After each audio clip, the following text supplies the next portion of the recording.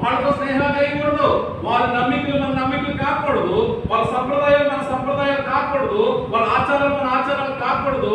మనం సంఘము, క్రీస్తు శరీరమే శిరస్సై ఉండగా మనందరం ఆయనకి శరీరము, మనం అవయవాలమై ఉన్నాం. మనం ఈ అవయవాలు ఏం చేయాలంట? నీతికి సాధనాలుగా అప్పగించుకొని పరిశుద్ధాత్మని ఫలము పొందుకొని నిత్యత్వ బహుమానం కోసం ఎదురు చూడడానికి ఈ శరీరము శిరస్సుతో కలిసి పనిచేయాలంట. శిరస్సు ఒక దగ్గర, మొండెం ఒక దగ్గర ఉండకూడదు. శిరస్సు కింద మనం పనిచేయాలి, శిరస్సుతో అతుకుబడి ఉండాలి. మనం దేవునికి స్తోత్రం కలుగుతుంది కాక. అలా అతుకుబడిన వారు దేవుని కుమారుడు అనబడరా. ఇప్పుడు నేను దేవుని కుమారుడిని, నువ్వు దేవుని కుమారుడివి, నువ్వు దేవుని కుమార్తెవి. అయితే ఆయన ఎలా ఉన్నాడో అలా ఉండు, అలా ఆయనలో ఉండుటకు. ఎలా ఉన్నాడు ఆయన? పాపుల్లో చేరక ప్రత్యేకంగా ఉన్నాడు. సంఘం అంటేనే ఎక్లీషియా, ప్రత్యేకింపబడింది, పిలువబడింది. ప్రత్యేకత.